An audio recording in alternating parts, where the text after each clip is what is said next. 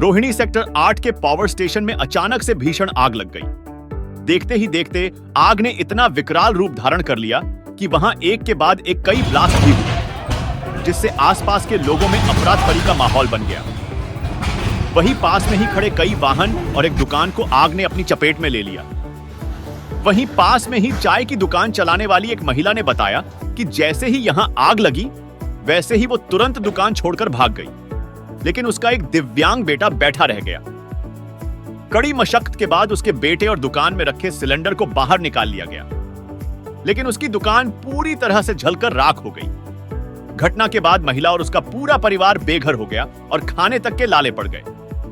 महिला ने बताया कि वो तकरीबन 20 साल से यहाँ चाय की दुकान चला रही थी और यही अपने परिवार के साथ रहा करती थी। पीछे से धमाका हुआ, एक केबल फटी, उसके साथ साथ में 4-5 केबलें थी, साथ साथ में सब में आग पकड़ ली।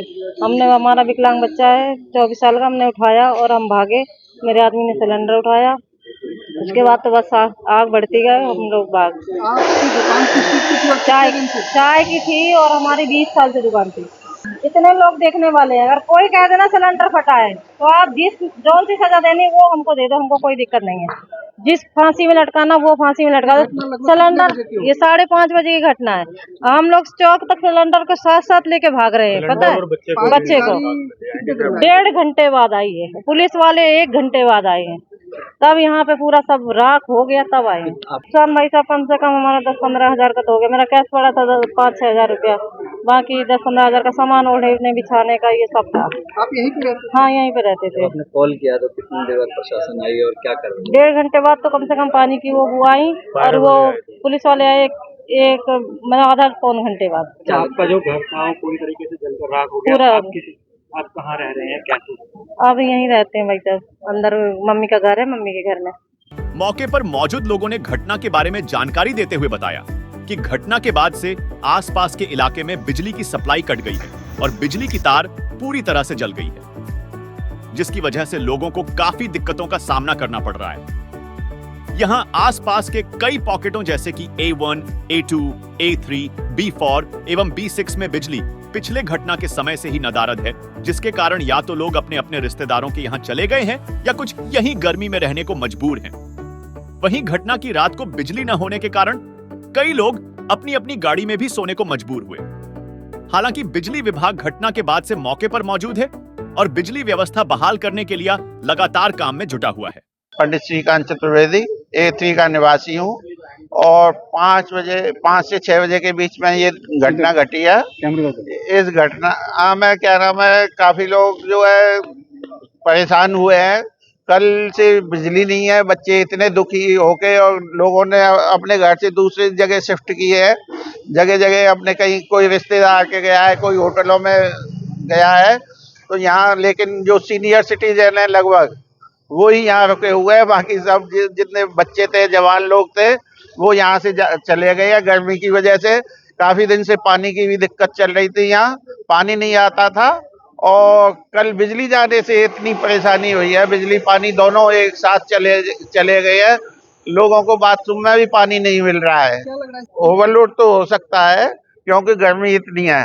एसी लोग चला के बैठे हुए हैं, बिना एसी के और कूलर के आदमी बैठ नहीं सकता है। जी, मेरा नाम राहुल सिंघल है, मैं पॉकेट A3 सेक्टर 8 रोहिणी का प्रधान हूँ। क्या घटना घटी थी देखने को?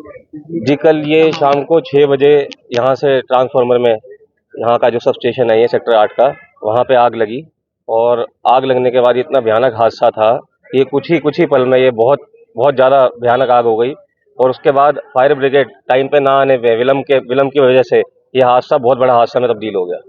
यहाँ पे 6 बजे से कल यहाँ पे सारी बिजली आसपास की कटी हुई है, जिससे लोग अपने रिश्तेदारों के यहाँ जाने में मजबूर हो गए हैं। तो यहाँ पे लोगों ने होटलों में कमरे बुक कर रखे हैं, अलग अलग मजबूर होकर उनके कमरे बुक करने पड़े हैं और यहाँ पे सब अपने घरों से निकल के कहीं और रह रहे हैं।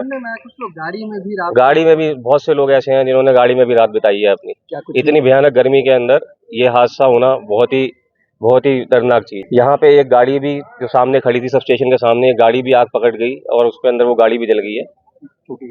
एक स्कूटी भी थी, एक स्कूटी भी जल गई है। विभाग की ओर से कुछ विभाग की तरफ से देखिए जी, हमारी पॉकेट में पिछले 20-25 दिन से फ्लक्चुएशन का इशू आ रहा था और इस बात को TPDDL के नॉलेज में भरपूर रिटर्न तरीके से भी लाया गया था, जिसमें उन्होंने एक्शन लेके कुछ फॉल्ट भी रिपेयर किया था, मगर वो फॉल्ट रिपेयर हुआ या नहीं हुआ इसकी जानकारी तो ये डिपार्टमेंट ही दे सकता है। टाटा पावर ज़्यादा, और इसका जो किस वजह से इतने भयानक हादसा हुआ है इसकी जानकारी तो ज़्यादा टाटा पावर ही दे सकता है। किसी व्यक्ति के हताहत होने की कोई जानकारी नहीं, किसी व्यक्ति का कोई हताहत नहीं हुआ है, कोई कैजुअलिटी नहीं हुई है यहाँ पे, नहीं कोई घायल नहीं हुआ है, बल्कि आसपास के निवासियों ने यहाँ पे उस टाइम पे बहुत हिम्मत रखते हुए यहाँ पे सारी गाड़ियाँ हटवाई हैं और यहाँ पे पूरी मदद करी कि जिससे आग बुझ सके। बट वो इतनी जबरदस्त आग थी, बहुत भयानक आग थी जो किसी के बस की नहीं थी बुझानी, और फायर ब्रिगेड अगर टाइम से आती तो हो सकता था ये हादसा थोड़ा सा कम हादसा होता।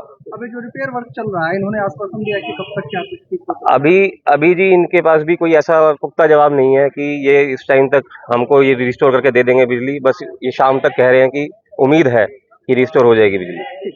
गनीमत रही कि इस आगजनी की घटना के वक्त समय रहते ही सब सुरक्षित बाहर आ गए और हादसे में किसी के हताहत होने की जानकारी सामने नहीं आई है।